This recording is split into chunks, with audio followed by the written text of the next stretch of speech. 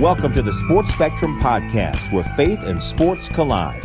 Here's your host, Jason Romano. This is episode number 38 of the Sports Spectrum Podcast. Thank you so much for joining us here on the program today.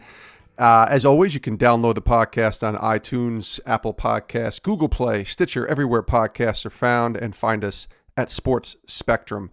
All of our content is there, including our podcast, including a daily devotional every single morning to get your day started in the Lord, and really just some really cool articles and content that we post every single day. So check it out, everything at sportsspectrum.com. Today's guest, now it's not often that we get to talk to somebody who either never played sports or doesn't work in the sports world or talk about sports for a living.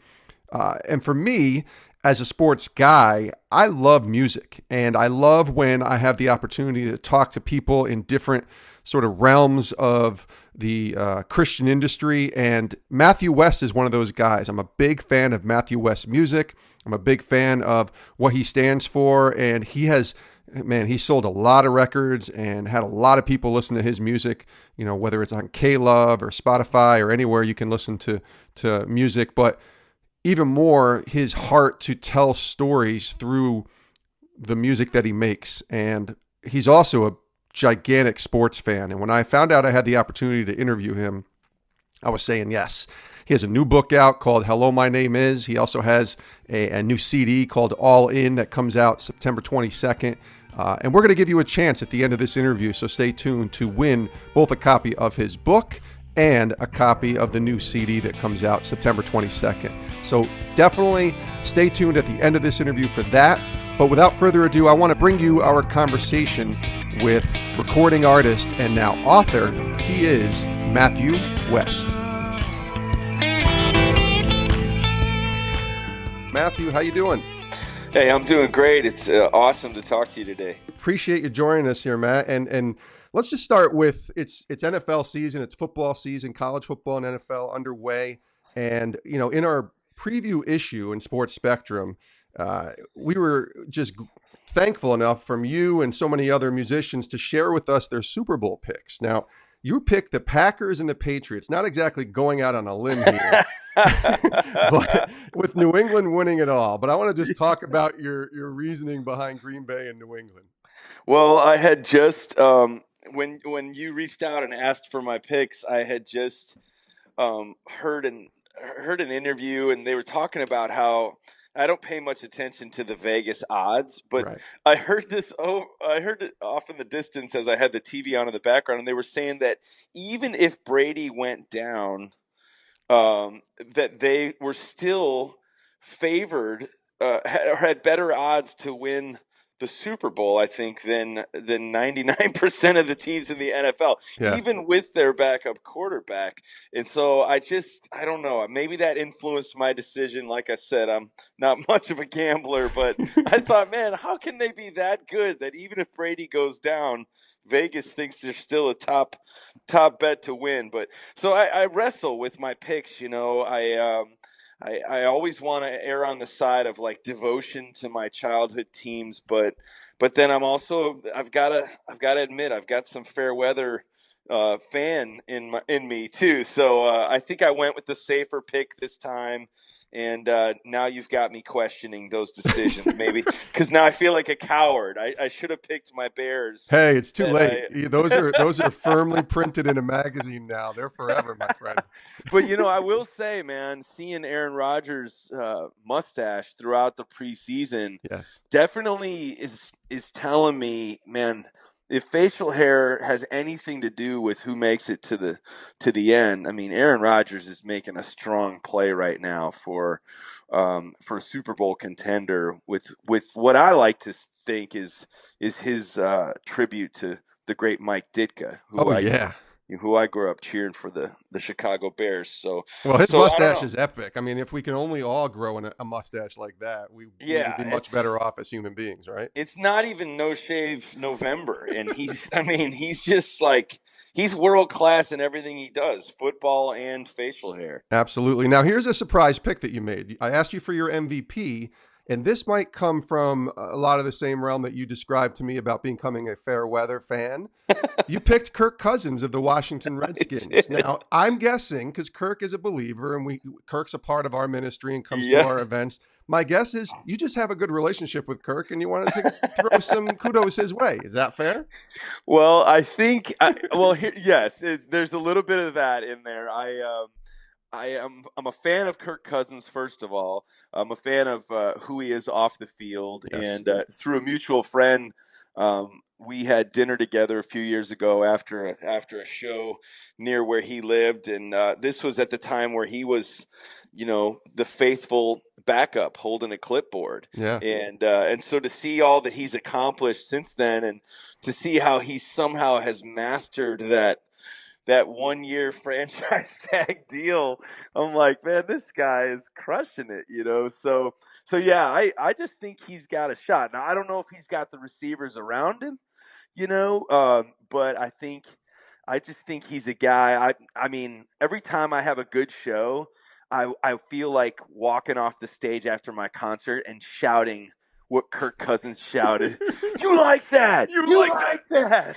But I'm like in Christian music, and I probably need to be like more, positive. Like, oh, that was a blessed time. You But I have really to do just that wanna one shout. time though, please. And make sure somebody's recording it, put it on Facebook, and just give a shout out to Kirk Cousins. That's it. Exactly. I mean, but he's such a fierce competitor. He So is. I look at, so yeah, I guess I went with a little bit of a dark horse on the MVP pick. Hey, So it's not thanks for impossible. They say the NFL stands for not for long, and that literally means a lot of times that whoever we picked or whoever's the favorite, there's always surprises that come out of nowhere. And Kirk it's Cousins crazy. was good last year, so it would not surprise me if he had another great year. It could happen. It could happen. Like I said, if he's got the weapons around him, which now I haven't even paid attention. I know they lost uh, what's his name? Deshaun Jackson, they lost. Deshaun Jackson to Yeah. Tampa Bay, thanks to Hard Knocks. But That's right. That's right. so we'll see. But hey, don't hold me to those picks. Just like you said, NFL stands for not for long. So do my picks, because I'll just start changing my mind, and I'll deny that I ever sent you those picks. Sounds good. Not like, again, they're in the writing, and I got them on Twitter, but that's okay. We can deny No, them. man, it's fake news. Fake news. That's right. We're talking to Matthew West here on the Sports Spectrum podcast. And Matthew, most of the people we talk to on this podcast have either played or talk sports for a living. They're in that world. So it's a treat to talk to, a musician and someone I'm a big fan of. Love your music. Love what you Thank stand you. for. It's just awesome. And so I want to kind of learn more about you. Let's go back to your early days. And first we'll start with sports, because I know that played a big role for you in your life early on. Absolutely. A matter of fact, music was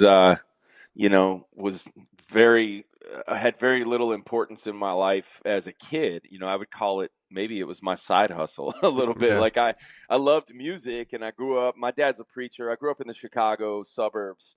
And so, Chicago is an amazing place for a young boy to grow up in terms of just the close proximity to, all the major sports. We had a professional team, unlike where I live now in Nashville. It's like there's no Major League Baseball team, which is like one of the major strikes against Nashville, Tennessee. But, so growing up in Chicago, man, I was surrounded by sports. And, my father is just an avid sports fan. So, I mean, he had us out on the ball field, or in the basketball court, whatever the season was, we were playing, baseball, basketball, football, repeat. It was just, that was my love. That was my passion. So I definitely grew up with, being the preacher's kid, but singing in church. But the minute I was outside of church, I remember a lot of Sundays I would show up at church with my uniform on. Yeah. You know what I mean? Because Yep. I was heading to the game afterwards. So early on, it was definitely sports and music together, but sports was my passion, and I had a dream early on of pursuing a career in baseball, if that was in the cards for me, which it turns out obviously it was not in the cards for me. So I had a little too much trouble with the curveball. Well, there's a story in your book. I know you play football as well. The book called Yeah. Hello, My Name Is. And it takes us back to your sophomore year of high school, and you're on the JV football team. And then all of a sudden, you get a call to dress with the varsity. I want you to share the story. It's just such a great story. Well, I was on a mission. I kind of felt a little bit like Rudy, you know. It's 5-0, 100-0, you know, and yet I was on the offensive line, and I just had, you know, what the analysts would say, a high motor, and so basically it meant that I was just annoying and you know, had a temper on me. But so I get called up to the varsity before our team made its playoff run, and that was a tradition. Every year, the coach would pick a couple of sophomores they thought had potential, let them dress with the varsity, and I was fired up. Me and my buddy Jeff Berg, we got called up to varsity. I'll never forget it. We got to dress with the team. We went through the practices. What I didn't realize is really we were just going to be extra scout team members, but it didn't matter. And so we got to ride on the bus with the varsity, and you know, the seniors would make fun of us, and we just were grinning from ear to ear. We got to East St. Louis in the semifinals, and now East St. Louis had at the time some men on their team. I mean, these dudes were big, and I was worried. But you know, they for whatever reason couldn't put it together, and our team was crushing them. It was 35-0 going into the fourth quarter. We were shutting them out on their home field. It's freezing cold this particular day, so me and my buddy Jeff, the sophomores, we knew we had no chance of getting in the game, especially the state semifinals. So we dressed for warmth, not for mobility. And I mean, literally, like I was dressed like the kid from A Christmas Story when he gets pushed out the door and he can't even put his arms down. I mean, we had tons of long underwear on, and I had turtlenecks and hoodies, and could barely move my arms and legs. Well, I had this to complete my ensemble, a pair of giant blue mittens that I wore on the sideline to keep my hands from freezing. And so you can picture, you know, these two little sophomores all bundled up on the sidelines. All of a sudden in the fourth quarter, I hear the coach shout, "West, you're in." And I for sure thought I just had frostbite on my ears. This can't be happening. All of a sudden, my buddy, my fellow sophomore, nudges me and goes, "He's not joking. He just called your name. Get in there." And so I wobble out onto the field just in a rush. I don't even think about it. I get in the huddle. I'm on defense. I'm playing right defensive end, and it's a goal line. We're on the goal line, and this team is threatening to score their first and only touchdown. So I get in my 3-point stance, and I look down and I realize that my mittens were still on. Oh my Lord. So they hike the ball, and the whole time I'm thinking, "Lord, please, if you've ever answered my prayer, this is the time. Don't let them run it in my direction." And sure enough, they run a sweep left.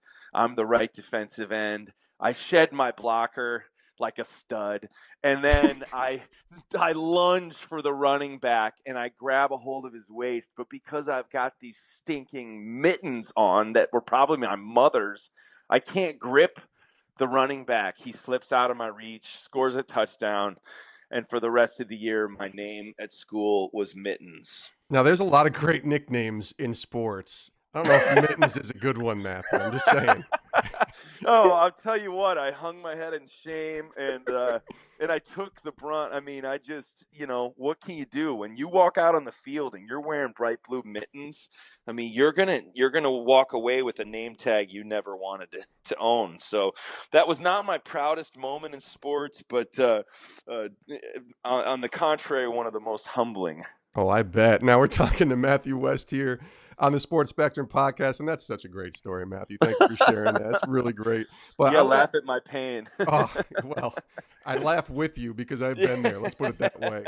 I want to talk about your faith. You know, obviously you're a Christian artist. This is a Christian and sports podcast. So, you know, I want to dig deeper into the faith aspect of it. You said you grew up a PK, a preacher's kid, but Yeah. for many people that I know who grew up as preacher's kids, there's a moment when they have to make that faith their own. It's one thing to make your faith, you know, the one that your parents taught you or led you to, but Yeah. there's a moment in every person's life where they have to truly make that faith their own and make that decision. Is there a Yeah. time or a moment for you when that happened? Yeah, absolutely. And you're exactly right. I think for anybody who grows up in a faith-based home, that is the big step that has to be taken. as a preacher's kid, there was some time, I probably lived a lot of my life just kind of as if, well, I'm going to get to heaven because I've got family connections, and this is my upbringing. It was sort of something that was handed down to me. But I will say that there were some pretty profound moments in my life, even as a child. At 13 years old, I watched a Billy Graham crusade, and I was watching TV, and I did feel like God was knocking at the door of my heart, like the Bible says. And so there have been profound moments where, like, I knew God was real. I knew he loved me. I knew everything my parents were teaching me. But it was really during my freshman year of college where I recommitted my life to Christ. And that was when it became real to me. And I think that it had something to do with the fact that I was no longer in my hometown where everybody knew me as the preacher's kid. And it was more about, like, is this real? Is this really part of my life? Do I really believe in God? Do I need God? Do I find myself talking to him in my weakest moments? And, I remember as a freshman, like, it didn't matter who I was hanging out with, how late I was up the night before on Saturday night, or where I was, or what I was getting into. For some reason, I would wake up on Sunday morning and I would go to church. And some of those Sunday mornings as a college kid, sitting in church, I just felt like this was becoming real and more real. Like, why was God still pursuing me, even though I wasn't really pursuing him? And I think that's when I began to realize, okay, this has got to be a real thing for me personally. And I'm glad that I did that. I tell you, the most profound direction changing moments in my life have come when I've made a renewed commitment in my faith to God. Like, and I've seen that. And when I trusted my life to God as a freshman in college, like, that's when I felt like I all of a sudden began to have this laser sharp focus for what God's plan for my life was, which is now what I'm doing today, making the music I'm making. Talking to Matthew West here on the Sports Spectrum podcast. And Matthew, what was it like early in your career as you pursued music? Because for many musicians, and I know I've had the privilege of getting to know and blessed to talk to and be friends with, and even in a similar type of situation in the baseball world, as players come through the minor leagues, it's not always blue skies and pretty flowers. It is a grind, and it isn't easy to walk through. Tell us about those early days as you're trying to make it in the music industry.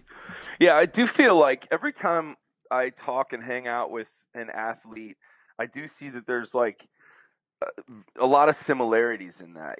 Just the grind part of it is very, very similar. I think I started by playing concerts at Barnes and Noble's bookstore for two people. My mom and my dad were the only ones that showed up. And it's been a long, slow climb. And I think, there's times where I get discouraged or have been discouraged. And, I tried to get a record deal for 3 years and got turned down by everybody. And then people said, well, we don't think you're a strong enough singer or artist, but we like your songs. And so they would take my songs and have other artists record them. I mean, so, there's these different lessons in humility, but, I really do feel like, just like the sports world has a way of weeding out those who just aren't called and meant to do it, music has a way of weeding out the artists who they might like it, but they're not passionate about it, and just through it all, I just never lost my determination. And I've always been the kind of person, whether it's on the sports field or in music, like, I love it when somebody tells me I can't do it, because I kind of look at it like, the world goes out of its way to build a ceiling over my head. And I feel like I'm on this earth to bust through that ceiling, And so my biggest challenge is choosing to surrender, though, and not try to bust through that ceiling because of my own selfish ambition. I want to be a guy that says, okay, Lord, I believe that you've put this call on my life. And so I believe you're going to make the rough places smooth. You're going to make a way where there seems to be no way. And so I've had to learn patience, and somehow, some way, God's allowed me, I've watched him break through the ceiling above me, in ways that, like, I never could, no matter how hard I tried. Talking to Matthew West here on the Sports Spectrum podcast. And Matthew, I laugh because one of my favorite chapters in your new book is titled Bird Poop and Other Things I Never Saw Coming. And it's just such a great title. But that takes us back to July of 2002. And the moment when you were on the verge of signing, as you write, my dream come true major label recording contract. Tell us what happened just a couple of weeks before that moment that really almost changed the trajectory of your life. Yeah, absolutely. I was going out. I was in Nashville. I was going out for a run, and I was 2 weeks away from signing my record deal. And there was a high school track across the street from my house where I lived. And I jumped out of my house and realized that I had just locked my keys inside. So I was locked out of my house, and I thought, well, no big deal. I'll open a window and climb through or reach in and grab my keys, and no big deal. But as I went to open the window in the front of my house, the window got stuck, and so my hand had slipped off of the windowsill and fallen through the glass. And so I basically kind of fell through this window awkwardly. And at the time, I didn't think much of it. But when I looked at my arm, I realized that strangely I had done something very wrong. And the glass had wound up severing an artery in my left arm. And I wound up, next thing I know, I'm laying in the front lawn of my house that I was just renting this duplex, and I just began calling out for help, but I was too weak to run for help, and was losing a lot of blood. And some construction workers found me and started pouring water on me to keep me awake, and they created a tourniquet and called 911. I remember as they were helping me, I was trying to talk to them, and I heard one of the guys just say, Jesus, Jesus, Jesus. And he just kept saying, Jesus. I don't know if he was cursing or praying, but I just assumed he was praying. And I remember when they came to help me, I'm thinking, oh, this is awesome. The Lord's heard my prayer. And then they come and they're only speaking Spanish. And I'm like, suddenly I wished I would have paid attention in high school Spanish class. But regardless of the language barrier, they really saved my life. And I wound up in intensive care and had some pretty serious complications to my surgery. Long story short, the doctors were telling me that my hand was never going to repair and be back to full strength. I've got numbness in my fingers, and here I am, like, I'm looking at an arm that's got hundreds of stitches in it, and I'm about to sign my record deal with that same hand. And so once again, what I'd worked so hard to see happen had been put on pause. And I didn't want to tell my record label how severe the injury was, because I wasn't sure if they would still sign me to that deal.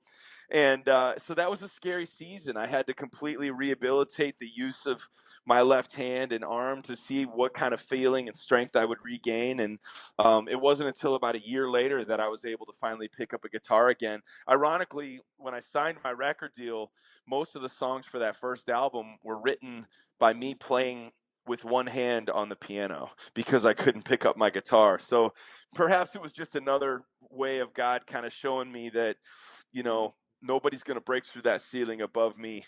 But God, I'm not going to make it through this without his strength. And I look at the scar that runs the length of my left arm now. I look at it even as I'm talking to you, and it's a real symbol for me. It reminds me of the times in my life where something's broken and there's nothing I can do to fix it. I'm so thankful that I have a Savior who can carry me through those times. Man, that's so good. And obviously that music thing has worked out pretty well for you there, Matthew. And obviously I mentioned earlier, I'm a big fan of your music, and so many of your songs truly speak to me, and I'm sure they speak to others as well, right where we're at different points of our lives. Now, for me, that song Forgiveness that you've written, it led me to begin writing a book, my first book that's coming out later this year after Thanksgiving. And just so many of your songs appear to come from very personal stories in people's lives. Tell us how you find that inspiration to write each of your songs. Well, first of all, thanks for the kind words, and I'm excited for your book to come out. And from one author to another, I know what a labor of love that is, and so, um, but it's awesome when, to see that kind of come to fruition. I mean, you talk about another impossible mountain. Sometimes when I was writing my book, it was just like, man, I got nothing, and somehow, some way it gets finished. But, I've actually been writing songs inspired by people's stories over the last several years. You mentioned the song Forgiveness. That's a great example. I basically just started giving people an invitation to say, hey, there's power in each one of our stories. And instead of writing songs only inspired by my story, I want to write some songs inspired by your story. The result has been over 40,000 stories submitted to my website over the last several years, and I've been writing songs inspired by them. So, like you mentioned the song Forgiveness. Well, I only wrote that song because of a woman named Renee in Florida who shared with me about her daughter who was struck by a drunk driver and how she lost her daughter that day. And yet God really helped her out of the depths and despair and darkness of what had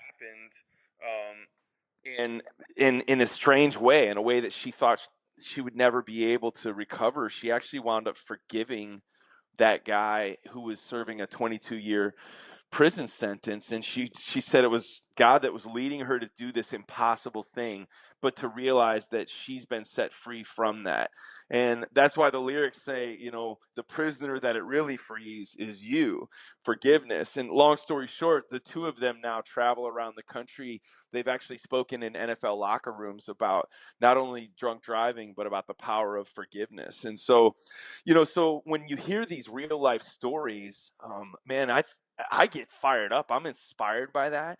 And a lot of my songs are taken and inspired by true stories. And I do that in the hopes that somebody else, maybe even somebody who's listening to this podcast, I think a lot of times people go, well, I'm not a professional athlete, or I'm not a professional singer, or whatever. So my story is not as significant.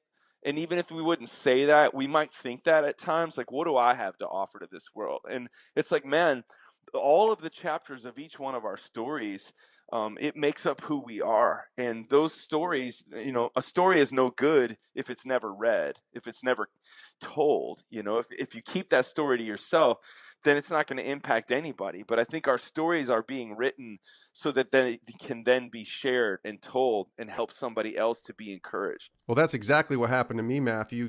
In writing this book and the idea of writing a book, I never had any interest in writing a book ever, to be honest with you. But it was the very first time I ever preached at my church. They asked me to give a sermon, and I was praying for a long time, and I had this broken relationship with my dad that I really never told anybody about, and just didn't feel like I needed to. Like, my story was my story, and I didn't need to share it with anybody else. And then, suddenly I share it from the pulpit, and people come up and tell me, oh my gosh, I'm going through the same thing. Oh my gosh, me too, me too. Wow. And I wonder if that's the same for you with your music, is as you tell your stories through the songs that you write, you get a lot of people coming up and saying, you know what, Yeah. me too, me too.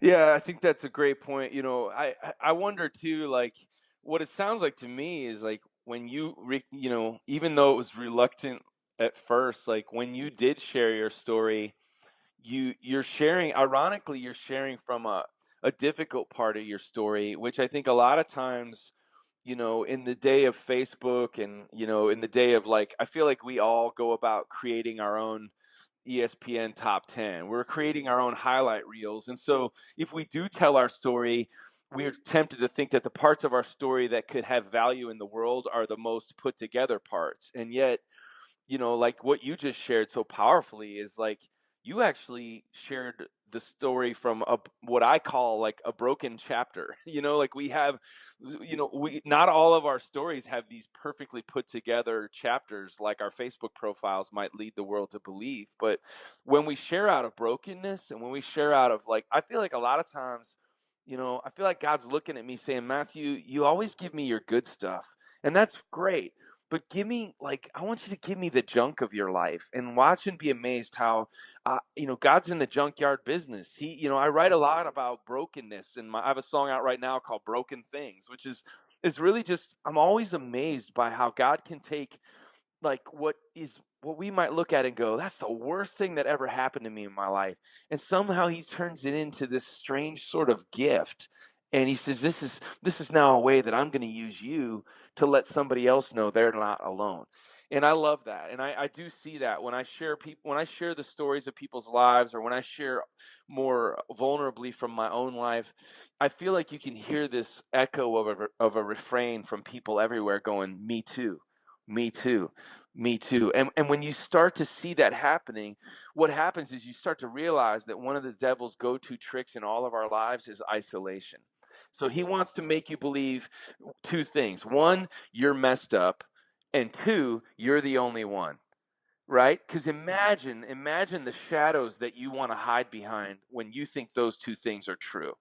And so I think when someone like yourself gets up and shares a very real story about a difficult relationship with your father, man, everybody else who's had a similar situation, they don't feel alone anymore. And that's where one by one people start to feel empowered to go, well, if God can help Jason in his story, just maybe there's hope for mine. If God can help Renee in her story, maybe there's hope for mine, and so on and so forth. And that's what I get a front row seat to experience through the songs that I deliver to the world. And it's really changed my personal life. That's awesome. And your latest album is called All In, as you mentioned. It's out September 22nd. Yeah. The title track from the album is one of my favorite songs right now. I listen to that song quite a bit and just kind of gets me moving and gets me motivated to know that, God, I'm all in for you. I'm all in for you right now. So, again, the album All In, out September 22nd. Matthew, what can we expect from this new album? Well, my single goal in every song that I write is in the hopes that some Major League Baseball player somewhere will choose that song as their walk-up song when they go up to bat. Yes. That's my only goal in life. No, I only say that because it was kind of cool. I was watching ESPN, last season, and Albert Pujols went up to bat, and all of a sudden I heard my song playing, and I was like, come on, that's like the coolest thing ever. So that is awesome. So I like to take credit for his 600 home runs, but no, the message of this record is really so simple and yet such a challenge for anybody who is a believer in Christ, to not settle for the lukewarm waters that the Bible warns us about.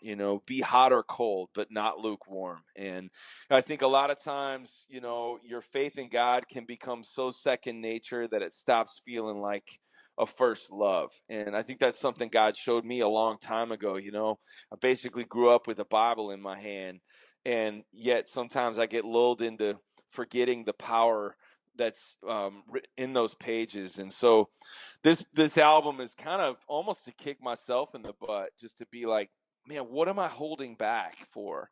I serve a God who's never held back from me. He pursues me with wild abandon. He never gives up on me. He lavishes his love on me. He gives me new mercy with the rising of every sun. He's gone all in his love for me. And yet I hold back. And so I think this whole record is inspired by the thought of just, I want to reach the end of my life with no regrets. I want to go all in. And I think at any moment in any one of our lives, we've got an area of our life where we could go deeper. Today it's like I'm asking myself these days, how can I go all in as a husband? And really be the husband that my wife needs me to be? How can I go all in as a parent and really be the father that my kids need? How can I go all in with my quiet time? And so that's it. Just kind of take an inventory of your life and asking God to show you areas of your life where he's calling you to go deeper in your faith with him, and all in the way that you love the world around you. And he's called you to go all in other areas of your life. Now you're an author. An author. Yeah. It's crazy, right? Yeah. The new book, Hello, My Name Is, Discover Your True Identity, was released back in April. And Matthew West, the music, that song, Hello, My Name Is, one of his most popular songs. And now you've written a book with the same title. Why write this book right now? Well, my mom actually, it's kind of funny to start a sentence with my mom, but my mom called me several years ago, and she's a prayer warrior. Like, she's somebody who I know, like, prays for me every single day. And if you have anybody in your life that's like that, you know what a blessing that is, you know? And you also know that when they come and tell you something that's on their mind, you better listen. And my mom said to me, she's like, I've been praying for you, and I feel like God's going to use your gift for words, not just in songwriting, but you're going to be writing books someday as well. And I just laughed at her because I thought, Mom, like, let me remind you what my grade point average was in high school and college. And she said, well, let's just wait and see. And all these years later, I really kind of smile as I finish the book because, my mom was right. And it's become a passion of mine. Jason, it's like, you'll probably experience this from doing a podcast that's just a few minutes a day to writing your book. You get to express a lot more in the book than you can in a shorter amount of time. And for me, with my songs, it's like my messages have to be boiled down to 3 minutes and the lines have to rhyme, And so writing the book really gave me a chance to go deeper, especially into that message of identity. Hello, My Name Is was a song that seemed to really resonate with a lot of people, kind of back to what you were saying about, like, Me Too. Everybody kind of going, man, I've been battling with my identity too. I don't know who I am in this world. And so I felt like it was a topic that, even as I'm watching my little girls grow up and I'm seeing the world just kind of fight for them to believe a lie about who they are, I just felt like the time for a book about identity was now. Well, the book is out now. Hello, my name is Discover Your True Identity. And stay tuned at the end of this podcast. We're going to give you a chance to win not only a copy of the book, but a copy of the new CD, All In. That CD comes out September 22nd. The book is available everywhere, Amazon, wherever books are sold right now. So stay tuned. At the end of this podcast, we're going to give you a chance to win a copy of Matthew West's new book and his new CD.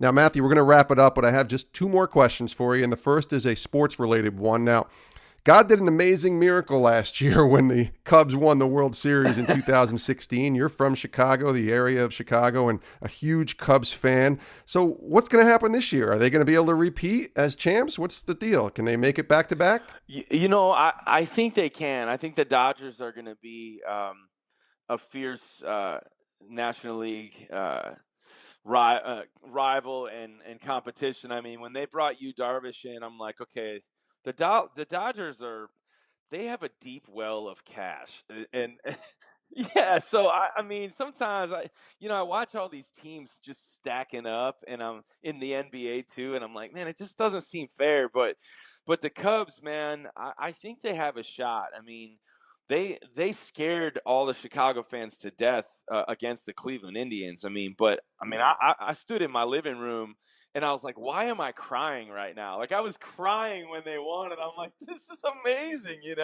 So, but I'll tell you what, over the years, I've had to create diversions, so that I wouldn't live the whole season heartbroken when the Cubs lost. And so I had to find an American League team to cheer for. And a guy named Dayton Moore knocked on the door of our tour bus a handful of years ago, and he said, I heard you're a baseball fan. My kids play your music in their piano recitals, and he brought us some Royals t-shirts. And I thought, well, I'm already cheering for the Cubs. This was about 6 years ago. I thought, the Royals aren't that much better, so why don't I have an American League team to cheer for?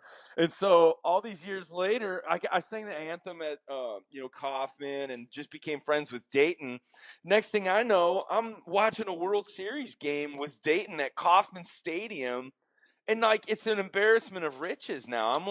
I'm cheering for the Cubs, they win a series. I'm cheering for the Royals, they win a series. So, again, I don't want to brag, but basically I sang the national anthem for the Cubs and the Royals, and they've both won a World Series in the last 6 years. So, I mean, Can you play at Citi Field? I mean, I'm a big Mets fan. We really need. It's been way too long to win. When we haven't won a World Series since 1986. Can you come play the national anthem at Citi Field, please? I'm just saying, man. With every World Series that's won, my fee goes up, and I'm just noticing a trend here. So. Well, you're right. You definitely got something going there. And come play the national anthem at Citi Field, man. That's all I'm asking, because the Mets need it, and they need it very badly. Now, as we wrap up the interview, Matt, we have one final question, and we ask this to all of our guests. And it's a simple question, but doesn't always have a simple answer. And that is, Matthew West, what has God been teaching you right now? Well, that's a great question. I honestly have to point to that theme that I just got to share with you about going all in. Like right now, like it's going all in with my family, and I feel like God's just showing me that I don't want to get to the end of my life and have built a successful career as a musician, and a lot of people know my music, and yet my kids don't know me. And maybe it's because I'm about to head into a pretty busy season with a fall tour. It's just circling around in my brain right now. And there's a song on the new record called "The Beautiful Things We Miss," and it talks about how I'm praying to God to keep me in the moments of life and help me to be present, not to be a perfect dad, but to be a present one, to shut my phone off, make eye contact with my daughters, listen to them, show interest in what they're passionate about, and not make the world revolve around me when I'm home. And when you're a singer, it can quickly become all about you. And so I think that's kind of what God's showing me, just going, Matthew, go all in, but not just in your music. Like inside the four walls of your home is where I've called you to go all in. And so hopefully that's an encouragement to, even specifically any of the dads out there. Like, man, it's like, this is on us, man. God's blessed us with the families that we have. And, I don't want to get to the end with regrets. That's kind of the aching feeling in my heart. And sometimes it's good to have that fear of missing out, of miss. I don't want to miss the boat. You know what I mean? We get our children for a short window, and I'm trying to be the best dad I can be. He is Matthew West, singer, songwriter, and now author. He's the author of the new book, Hello, My Name Is, Discover Your True Identity, as well as the new album, the new CD. It comes out September 22nd. It's called All In. Can't wait to hear that. And also stay tuned. At the very end of this interview, we're going to give you a chance to win a copy of the new CD and a copy of his new book. Matthew West, thank you so much for joining us. This has been awesome. Such a treat to talk to you, and hopefully we can talk again soon. Thank you. Hey, man, keep up the great work, and I'll keep listening to the podcast. I love what you're doing, and it's been great to talk. And we do appreciate Matthew West for joining us on the Sports Spectrum podcast. He was great. Some great stories about his love of Chicago sports and the fact that he cried when the Cubs won the World Series. I bet you he was not alone. Many Cubs fans, when their team finally won the big one, were bawling. They were just overcome with emotion that their team had finally done something that they thought maybe would never happen in their lifetime. But we do appreciate Matthew West being on the show. And as promised, here's your chance to win a copy of his new album, All In, and his new book, Hello, My Name Is. So here's all you got to do. Very simple. Just go to iTunes, Apple Podcasts, and search Sports Spectrum Podcast. And in it will pop up the podcast in an area to leave a review. So leave a review on iTunes and Apple Podcasts, and go in there and just mention Matthew West's name. Very simply, go to the review, mention his name, and you'll be entered. And once you do that, I'll see the review, and you'll be entered into a chance to win a copy of the new book and the new CD. And very simple way to enter into this drawing. Just leave a review on iTunes. Let us know what you thought of the interview. Mention Matthew West's name. Mention your favorite Matthew West song, whatever it is. Just mention his name in the review, and you'll be entered. And then in a couple of weeks, we'll draw the name of the winner. We'll contact that winner, but we'll also mention and announce the winner on the podcast at a future podcast, probably maybe a week or two after this podcast airs. We'll announce the winner on iTunes, from the review, and mention the winner here on the podcast, and then wait for you guys to contact us, and then we'll send you out your CD and send you out your new book. So real simple. Just go to iTunes, leave a review, mention Matthew West's name, and you are in. Thank you so much for joining us here on the Sports Spectrum podcast, and we will see you next time. Have a great day, everybody.